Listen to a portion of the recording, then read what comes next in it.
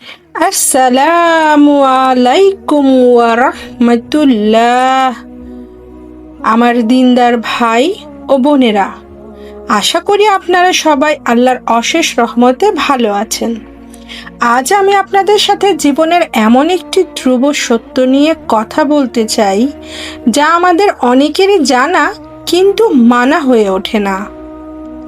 আমরা সারাদিন দুনিয়ার পেছনে ছুটি, টাকার পেছনে ছুটি, সম্মানের পেছনে ছুটি, কিন্তু আমরা কি জানি এই সব কিছুর মালিককে?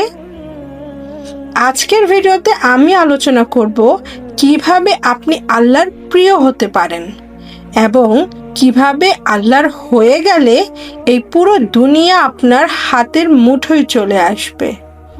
ভিডিওটি শেষ পর্যন্ত দেখুন, কারণ এই কথাগুলো আপনার জীবন দেখার দৃষ্টিভঙ্গি বদলে দিতে পারে।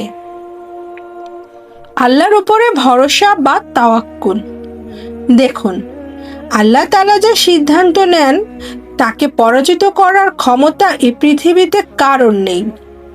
আমরা অনেক সময় দুশ্চিন্তায় ভেঙে পড়ি, আমার কি হবে, আমি কিভাবে চলবো।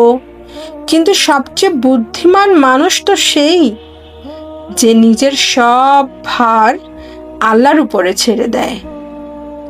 সহিহ হাদিসে এসেছে, সাহাবায়ে কেরামদের যদি জুতার ফিতাও ছিঁড়ে যেত, তারা সেটাও আল্লাহর কাছে চাইতেন। আমরা কি পারি আমাদের ছোট ছোট প্রয়োজনগুলো আগে আল্লাহর কাছে বলতে? আপনি যখন সেজদায় গিয়ে কাঁদবেন, আল্লাহ আপনার জন্য এমন সব রাস্তা খুলে দেবেন যা আপনি কল্পনাও করতে পারবেন না। দুনিয়া কেন আমাদের ধরা দিচ্ছে না? যদি আপনার মনের প্রশ্নটা এমন হয়, তবে শুনুন। অনেকেই মনে করেন যত বেশি দৌড়াবো তত বেশি সম্পদ পাবো। কিন্তু একটা কথা ভেবে দেখেছেন, যদি দৌড়ালেই সম্পদ পাওয়া যেত, তবে রাস্তার কুলি বা রিক্সাওয়ালারা সবচেয়ে বেশি ধনী হতো। পরিশ্রম অবশ্যই করবেন, কিন্তু অগ্রাধিকার বা প্রায়োরিটি দিতে হবে আল্লাহকে। নামাজ শেষ করে জমিনে ছড়িয়ে পড়ুন রিজিকের সন্ধানে, কিন্তু নামাজের সময় হলে সব কাজ ফেলে আগে মালিকের সামনে তো দাঁড়াতে হবে। যে আল্লাহ আপনাকে ধনী বানাবেন, তাকে বাদ দিয়ে আপনি দুনিয়াতে সফল হতে পারবেন তো? জীবনে বিপদ আসছে, মনে রাখবেন, বিপদ মানেই আল্লাহ আপনাকে পরীক্ষা করছেন।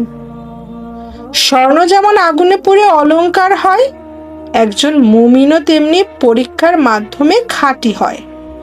নবী রাসূলদের জীবন দেখুন, তাদের পরীক্ষা আমাদের চেয়ে অনেক বেশি ছিল। কোরআনে আল্লাহ বলেছেন, হতে পারে কোনো বিষয় আপনার পছন্দ নয়, কিন্তু এর মধ্যেই আপনার জন্য কল্যাণ আছে। হয়তো আপনি একটা চাকরি চাচ্ছেন কিন্তু পাচ্ছেন না, এর পেছনে আল্লাহর কোনো মহৎ পরিকল্পনা আছে যা আপনি আজ বুঝছেন না, কিন্তু কয়েক বছর পরে ঠিকই বুঝতে পারবেন। আমাদের প্রতিটি কাজের পেছনে নিয়তটা খুব গুরুত্বপূর্ণ। ধরুন, আপনি বিয়ে করবেন বা সন্তান মানুষ করবেন, নিয়ত যদি হয় কেবল দুনিয়াবি সুখ, তবে হয়তো তা পাবেন কিন্তু পরকাল হারাবেন। আর যদি নিয়ত হয় আমি আমার সন্তানদের দ্বীন শেখাবো, তবে আল্লাহ আপনার দুনিয়াতেও শান্তি দেবেন এবং মৃত্যুর পরেও ওই সন্তানের দোয়ার মাধ্যমে আপনার কবরে সোয়াব পৌঁছাতে থাকবে। ইমাম বুখারীর কথা চিন্তা করুন, 1000 বছর আগে মারা গিয়েছেন, কিন্তু এখনো তার নাম আমরা সম্মানের সাথে নিই। কেন? কারণ তার বাবা মায়ের উদ্দেশ্য ছিল সৎ। সবশেষে বলবো, নিজের মুখ এবং চরিত্রকে হেফাজত করুন। গীবত বা মানুষের নিন্দা করা থেকে বেঁচে থাকুন। আপনি যদি আল্লাহর জন্য নিজেকে সঁপে দেন, তবে আসমানের ফেরেশতারা থেকে শুরু করে জমিনের মানুষ সবার অন্তরে আল্লাহ আপনার জন্য ভালোবাসা তৈরি করে দেবেন।